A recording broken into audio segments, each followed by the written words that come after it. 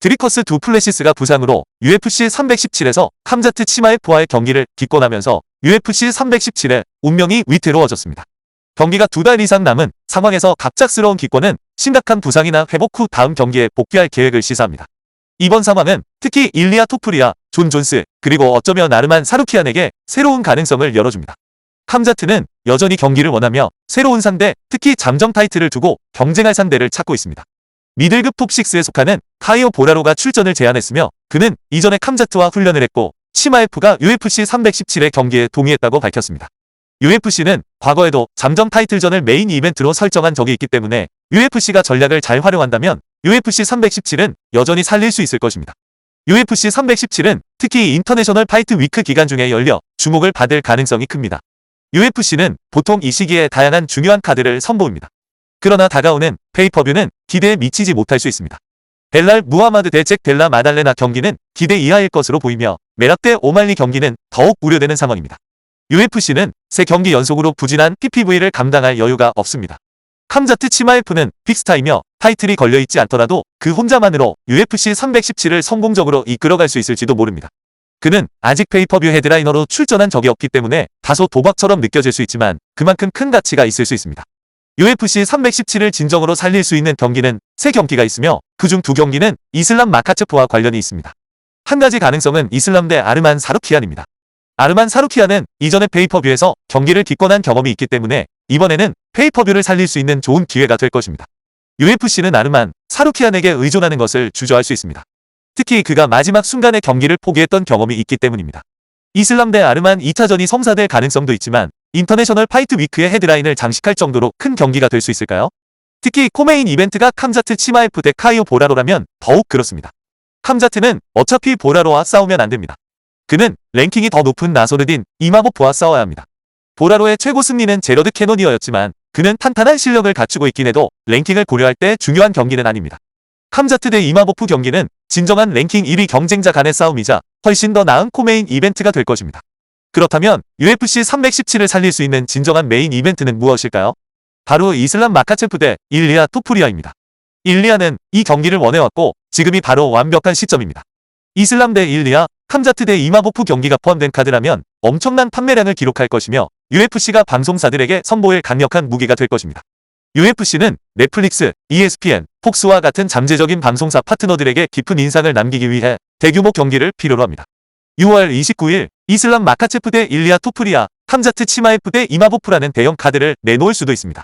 이런 종류의 카드는 대규모 스트리밍이나 TV 계약을 체결하기에 충분히 강력한 카드가 될 것입니다. 이슬람 대 일리아보다 더 큰 규모의 경기는 존 존스 대 톰 아스피날 경기가 유일합니다. 문제는 바로 돈입니다.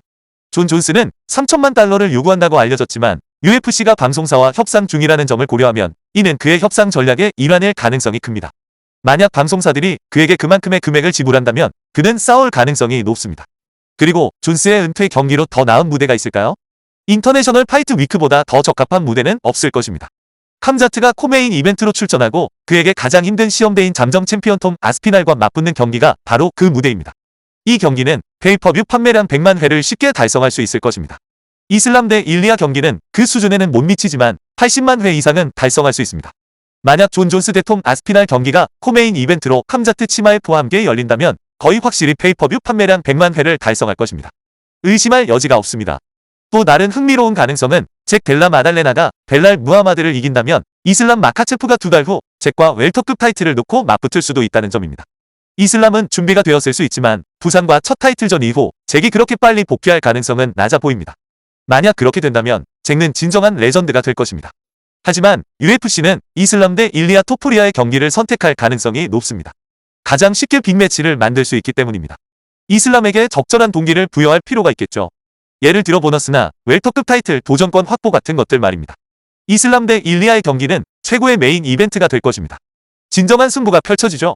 일리아가 KO를 성공시킬 수 있을까요? 이슬람의 테이크다운을 막을 수 있을까요? 아니면 이슬람이 케이지를 벗어나 잽, 킥, 카운터로 거리를 조절하며 경기를 지배할까요? 팬들이 보고 싶어하는 경기가 바로 이 경기가 될 것입니다. 이슬람 마카체프가 일리아 토프리아를 이길 수 있을까요? 바로 이 점이 이 경기를 더욱 흥미롭게 만듭니다. 일리아의 압도적인 타격 능력과 강력한 KO 파워는 이슬람에게 큰 도전이 될 것입니다. 그러나 이슬람은 매우 정교한 레슬링과 탁월한 게임 플랜을 가지고 있어 그가 일리아의 타격을 막고 경기의 흐름을 자신에게 유리하게 이끌어갈 수 있을지에 대한 궁금증이 생깁니다. 나소르딘 이마모프는 캄자트와 맞붙어야 하지만 결과는 마찬가지일 수 있습니다. 두 선수 모두 어디에서든 강하지만 캄자트의 레슬링 실력을 막는 것은 거의 불가능할 것입니다. 이슬람 대 일리아, 캄자트와 함께 진행되는 UFC 317은 더욱 흥미진진한 카드가 될 것입니다. UFC 317에서 일리아 토프리아가 이슬람 마카체프를 이긴다면 그 다음엔 찰스 올리베이라와 아르만 사루키안의 승자와 맞붙을 수 있는 완벽한 타이밍이 될 것입니다. 이 경기는 스타일적으로도 굉장히 흥미롭고 두 선수 모두 상위 랭킹에 속하는 경쟁자들이기 때문에 큰 기대를 모을 것입니다. 만약 이슬람 마카체프가 승리하고 웰터급으로 승격한다면 UFC는 잠정 타이틀전이 필요 없을 수도 있습니다. 이슬람이 두 체급에서 타이틀을 방어하며 활약할 수 있을 정도로 자주 싸울 수 있기 때문입니다.